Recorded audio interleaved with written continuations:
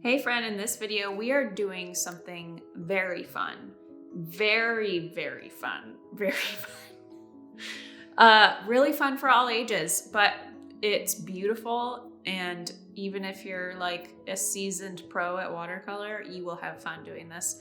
And it's something that I have always wanted to see in real life. And that is the night sky. Never seen a night sky before.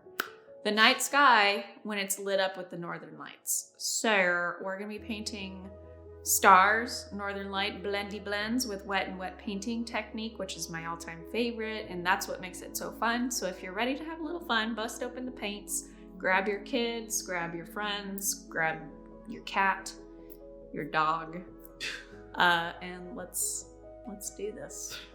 Okay, so for our night sky, I'm gonna lay down an entire layer of water covering my whole paper. So because I paint on a block of paper that's glued on all four sides, adding water to this doesn't make it warp or bend too much. So if you're painting on a loose sheet of paper, I would try some 3M blue tape or painter's tape or even washi tape and tape it down to your table or a piece of cardboard that you can rotate around, so it doesn't warp and buckle too much. Otherwise, that gets really annoying if you're painting on a really hilly surface. So I've got this big Aqua Elite Princeton Mottler brush. It's 1.5 inches in size, so I can cover my whole sheet of paper really quickly, because what's really important about this night sky is we're gonna have a blending of phthalo turquoise and dark Prussian blue, because I wanna do some Northern Lights-esque night sky, and for it to not look like just streaks and hard lines in my sky, I need it to blend softly. So wet and wet technique is going to be our best friend with this tutorial. So I've got a lot of water on my paper, and then I'm going to load my size 16 brush up with phthalo turquoise, and I'm just basically going to pull 3 C curves out of this top corner for streaks in the sky from the northern lights. So I've got phthalo turquoise and only a little bit of water, so it's a really saturated color. And I've got my first streak pulling this way.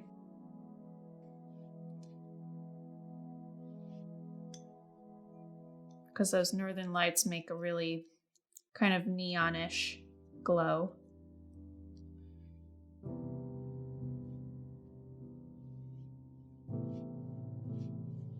So because my surface is wet, it's gonna expand and have a mind of its own.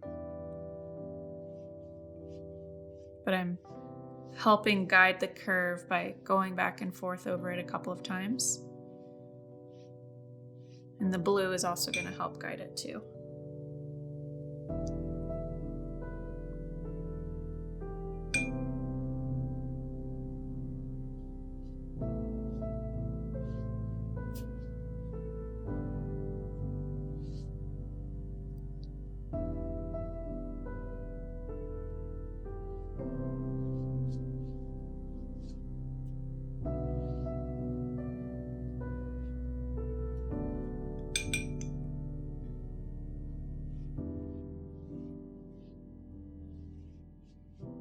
Okay, we got to keep moving now to our Prussian blue, and I'm going to mix it with some Mars black too, starting in our left corner.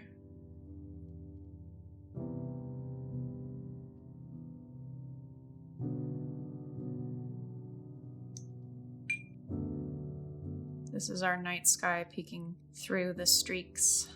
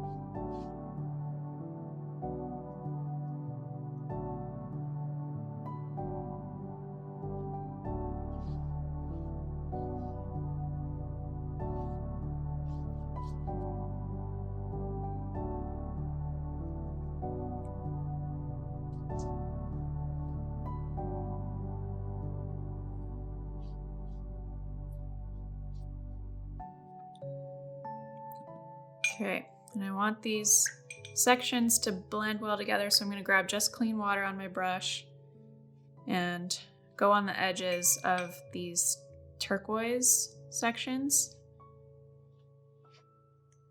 to make them blend in a little more for a gradient.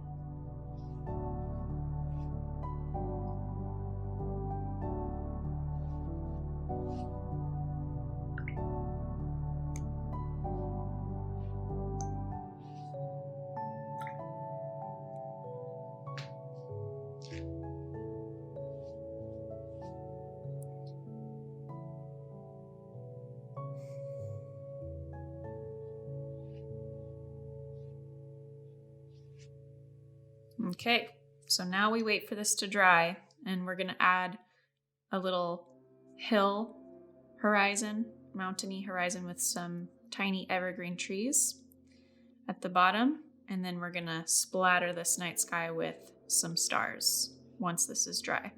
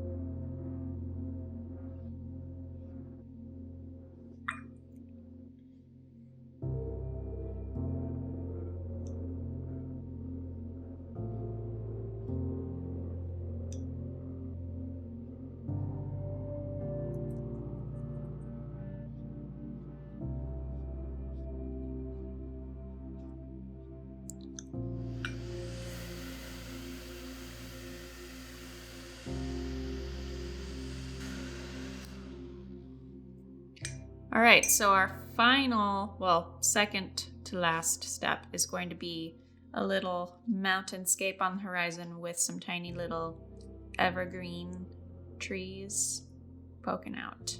So I'm just going to use my size 6 brush and Mars Black.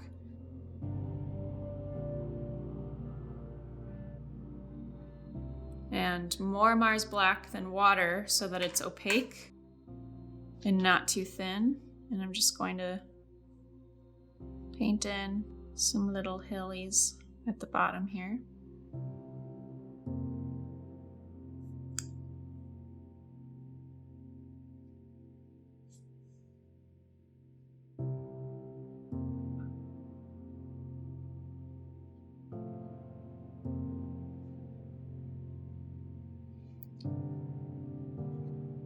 And I'm going to use a size 2 brush for my trees, but same thing. Not very much water on my brush, so the black is really opaque. And we're going to start with a vertical hold and just pull out some baby trees by flicking our brush back and forth.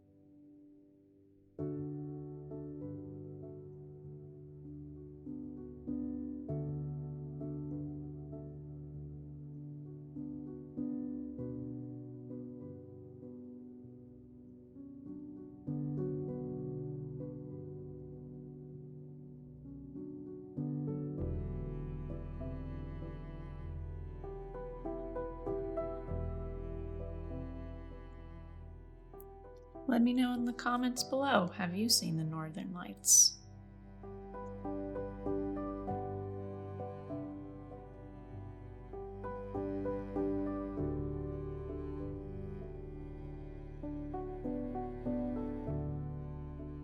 Little baby trees, as Bob Ross would say. Happy trees, not baby. Sorry, Bob.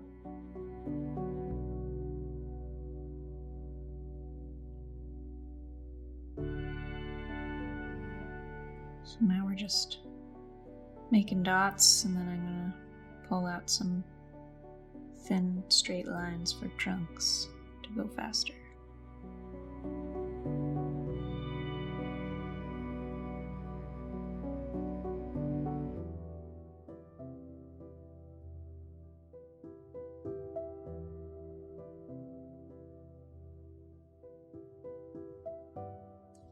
Okay. And the final touch. I'm going to be using Bleed Proof White by Dr. P.H. Martins. You can find this at Michael's, Blick, Paper and Ink Arts. But if you have white acrylic paint or white gouache or even a white like chalk marker, you can do your stars that way too. But I'm going to grab my size 16 brush and grab a lot of water. I don't want stars on my mountains and baby trees, so we're going to cover them up.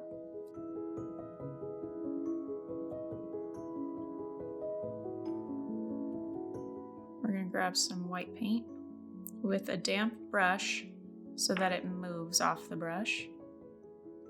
And we're just going to tap. This can get messy, so if you're wearing a favorite shirt or whatever, maybe don't. But instead of painting in the stars, like painting circles and whatnot, we're gonna flick so that we get these random bigger circles, smaller circles, and it's a splatter effect.